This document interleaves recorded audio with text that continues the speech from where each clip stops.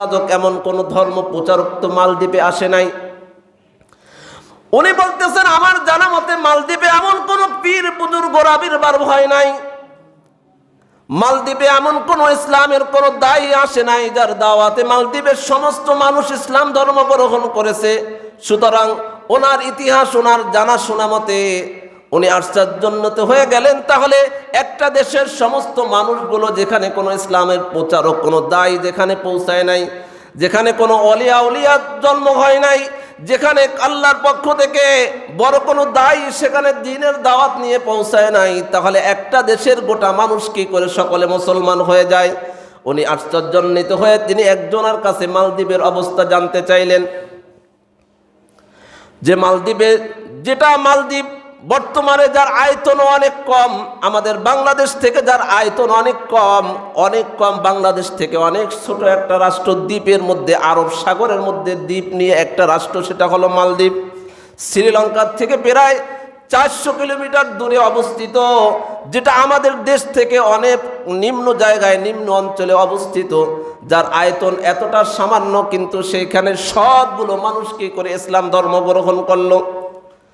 ইবনে বাতুতা রাহমাতুল্লাহ আলাইহি জানতে চাইলেন, ও মালদ্বীপের মুসলমানেরা, তোমরা যে ইসলামের সুবাতাস ইসলামের সুশীতল ছায়াতলে তোমরা যে বসবাস করতেছো, তোমাদের কাছে ইসলামের দাওয়াতকে পৌঁছে দিয়েছে। তখন মালদ্বীপের লোকেরা ইবনে বাতুতা রাহমাতুল্লাহ আলাইহিকে ঘটনা শুনান, ও ইবনে বাতুতা শুনে রাখো আমাদের ইসলাম ধর্ম গ্রহণের ঘটনা। তখন মালদ্বীপের লোকেরা ইবনে বাতুতা রাহমাতুল্লাহ আলাইহিকে নিজেদের মুসলমান হওয়ার ঘটনা শুনাইলেন। উনি বলেন প্রায় 100 বছর আগের ঘটনা, যে সময় মালদ্বীপের সকল মানুষ মুসলমান ছিল না। এত অল্প সময়ের মধ্যে মালদ্বীপের গোটা সমস্ত 100% শতকরা 100% মুসলমান কি করে হলো? তখন তারা একটা ঘটনা শোনাইলো, আরব দেশ থেকে একটা কিছু পথিক তারা জাহাজে রওনা করেছে, তারা স্টিমারে রওনা করেছে ব্যবসা বাণিজ্যের উদ্দেশ্যে বা ভিন্ন কোনো উদ্দেশ্যে।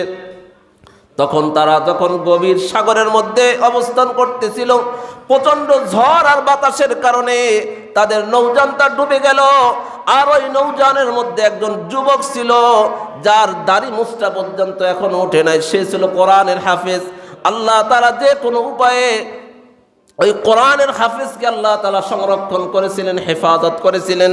সে একটা কাঠের উপরে ভেসে ভেসে আস্তে আস্তে সমুদ্রের যে ঢেউ আছে, ঢেউয়ে ঢেউয়ে এক সময় সে মালদ্বীপের ওই উপদ্বীপে সে যখন পৌঁছে যাওয়ার পরে সে একজন অপরিচিত মানুষ, একজন আরবের একজন কিশোর, একজন যুবক কার কাছে থাকবে, কে তাকে আশ্রয় দেবে, কার কাছে সে বসবাস করবে? তার তো আপনজন বলতে সেখানে কেউ নাই, তার পরিচিত পরিজন কেউ নাই, তার দুঃখ কষ্ট বোঝার মতো কেউ নাই। ঘুরতে ঘুরতে একজন বৃদ্ধা মহিলার বাড়ি তিনি আশ্রয় পাইলেন, আর ওই বৃদ্ধা মহিলা তাকে আশ্রয় দিল। সে সেখানেই থাকতে লাগলো, আর প্রতিদিন তার রুটি রোজগারের জন্য জঙ্গলে যাইতো, কাঠ কাটতো, সেটা বিক্রয় করত, সেইটা দিয়ে সে তার নিজের রুজি রোজগারের ব্যবস্থা করত। হঠাৎ করে একদিন জঙ্গল থেকে এসে দেখতেছেন ওই বুড়িমা বৃদ্ধা মহিলা, যে ওই যুবককে ওই কিশোরকে আশ্রয় দিয়েছিল, সে কান্নাকাটি করতেছে। আর ওই বৃদ্ধা মহিলার একমাত্র একজন কন্যা ছিল, একজন মেয়ে ছিল, ওই মেয়েটাও কান্নাকাটি করতেছে। যুবক জানতে চাইলো, ও মা, ও বৃদ্ধা মা, আপনি কেন কাঁদতেছেন? আপনার মেয়েটা কেন কান্দে? আপনার মেয়ে কেন কান্নাকাটি করে? আপনিও বা কেন কান্নাকাটি করেন? কান্নার কারণটা একটু আমি জানতে চাই, আমার কাছে বলেন। বৃদ্ধা মহিলা বলতেছে, বাবা, তোমার কাছে বললে তার সমাধান কি হবে? তুমি জানো না বাবা, আজকে আমার মেয়ের ইন্তেকাল হয়ে যাবে, আমার মেয়ের আজকে মৃত্যু হয়ে যাবে, আমার মেয়ের আজকে শেষ দিন। আমার মেয়েকে আমি আর জিন্দিগিতে জীবিত অবস্থায় দেখতে পারবো না, আমার মেয়ে জিন্দিগিতে আর আমাকে মা বলে ডাকতে পারবে না। তখন ওই ছেলে বলতেছে, আপনার মেয়ে তো সুস্থ, এ তো আর অসুস্থ না, সুতরাং কি করে মারা যাবে? কি করে আপনার মেয়ে দুনিয়ার থেকে চলে যাবে? আপনি বা কি করে বুঝতে পারলেন যে আপনার মেয়ের ইন্তেকাল হয়ে যাবে? তখন বলতেছে, দেখো না, ওই যে আমাদের রাষ্ট্রের যে সৈন্যবাহিনী তারা দাঁড়িয়ে আছে। তখন যুবক বললেন, মা, আমি বুঝতে পারছি, মনে হয় ওই দেশের সৈন্যরা আপনার মেয়েকে হত্যা করার জন্য আসছে। বুড়িমা বলতেছে, না না, তারা আমার মেয়েকে হত্যা করার জন্য আসে নাই, তারা আমার মেয়ের জীবনটা নেওয়ার জন্য আসে নাই, বরং আমাদের দেশের একটা নিয়ম আছে, এই মালদ্বীপে আমরা যারা বসবাস করি, আমরা যারা এখানে অবস্থান করি, প্রতি বছর এই সাগর থেকে, মহাসাগর থেকে একটা বিভৎস, একটা ভয়ানক একটা অবস্থা, একটা দৈত্য আমাদের অঞ্চলে উঠে আসে যে আমাদের এলাকাটা তছনছ করে ফেলে। সুতরাং প্রতি বছর একটা ভোগ দিতে হয় তাকে।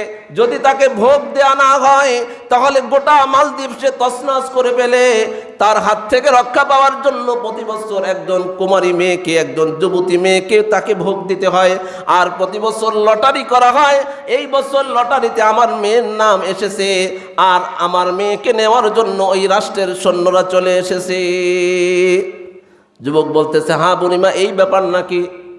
তাহলে বুড়িমা, আমি একটু আপনাকে অনুরোধ করি, আমি একজন কিশোর, আমি একজন আরবের একজন যুবক, আপনার মেয়ের পরিবর্তে আপনি আমাকে পাঠিয়ে দেন। কারণ আরবের যুবকেরা অনেক সুন্দর হয়, তাদের চেহারা অনেক সুন্দর হয়, আর যেহেতু দাড়ি মোছ এখনো ওঠে নাই, সুতরাং ওই যুবক বলতেছে আপনার মেয়ের পোশাকটা আমাকে পরিয়ে দেন। আর বুড়িমা কোনোভাবে রাজি নয় যে আমার কাছে আশ্রয় নিয়েছে একজন যুবক, কি করে আমি জেনে শুনে তাকে আমি মৃত্যুর কোলে ঠেলে দেই। যুবক বারবার পিরাপিরি করতেছে, না না মা, আমাকে আপনি যেতে দেন।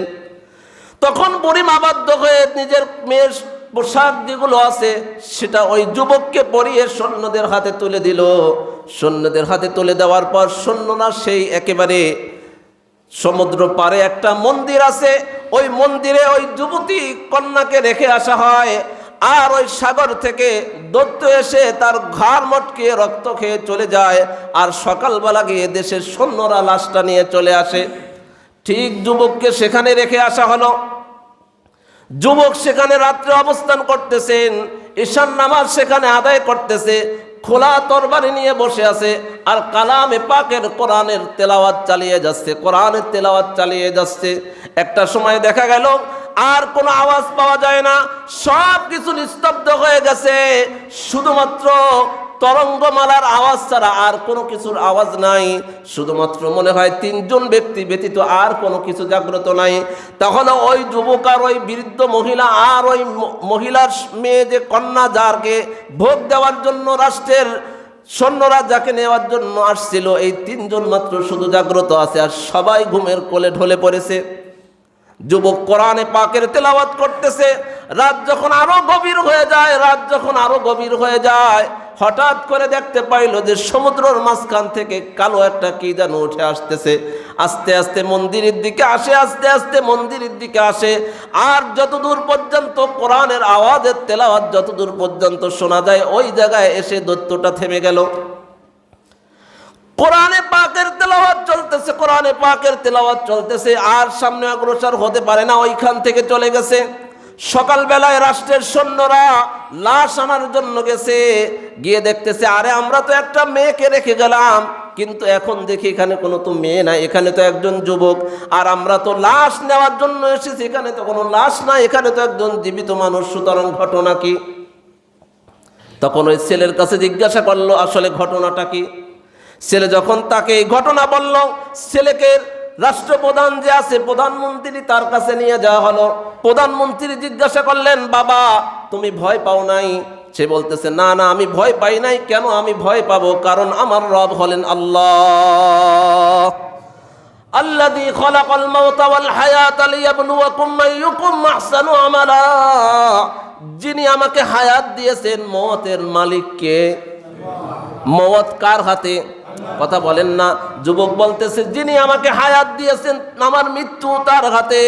সুতরাং আমার মালিক যখন বলবে তখনই আমার মৃত্যু হবে, এছাড়া আমার মৃত্যু ঘটানোর মতো এই পৃথিবীতে কোনো শক্তির জন্ম হয় নাই। যুবক বলতেছে, আর আমি আমার কালামে পাকের তেলাওয়াত করছি, আমি ওখানে একা ছিলাম না, সঙ্গে ছিল আমার মালিক। আমার মালিকের নাম হলো আল্লাহ, আর আমার সহযোগী ছিল আমার কোরআন। আমি কোরআনে কারিমের তেলাওয়াত করেছি। যতদূর পর্যন্ত কোরআনে কারিমের তেলাওয়াতের আওয়াজ পৌঁছেছে, ওর এই পাশে আর ওই দৈত্য, ভয়ানক দৈত্য, মানুষকে দৈত্য আসার কোনো সাহস পায় নাই। তখন বাদশাহ বলতেছে, ও বাবা, ও আরবের যুবক, আমি তোমাকে একটা প্রস্তাব দেই। এই বছরের বিপদ তো কেটে গেছে, আগামী বছর তো সে আবার আসবে, তুমি কি আগামী বছরও কি একা যাইতে রাজি আছো নাকি? যুবক বলতেছে আমার কোনো সমস্যা নাই, কিন্তু আমার মৃত্যু ঘটানোর মতো কেউ নাই, কারণ আমি এটা বিশ্বাস করি আমার মালিক যিনি, আমার হায়াত যার হাতে, আমার মওত তার হাতে, যিনি আমার রিজিকের ব্যবস্থা করেন, যিনি আমার সব কিছুর ব্যবস্থা করেন, সুতরাং আমার মরণ তার হাতে, আমার মৃত্যু কেউ ঘটাইতে পারবে না তিনি যদি না চান। সুতরাং আমার সঙ্গে যেহেতু আছে আল্লাহর কোরআন, আমি যেহেতু কোরআনের হাফেজ, আর আমি যত সময় কোরআনে পাকের তেলাওয়াত করব, কোনো ধরনের অশান্তি, কোনো ধরনের বিশৃঙ্খলা, কোনো ধরনের কুপ্রবৃত্তি, কোনো ধরনের কুচক্রি আমাকে তত সময় পর্যন্ত আক্রমণের কোনো সাহস পাবে না, সুযোগ পাবে না।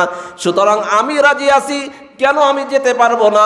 বাদশা আবেগে বলে ফেললো, তুমি যদি আগামী বছর এটা করতে পারো, তাহলে আমি বাদশা ঘোষণা দিচ্ছি, আমি সহ আমার রাজদরবারের সকলে আমরা তোমার ধর্মের অনুসরণ করব, আমরা সকলে তোমার ধর্মের কালিমা পড়ে আমরা সকলে মুসলমান হয়ে যাব।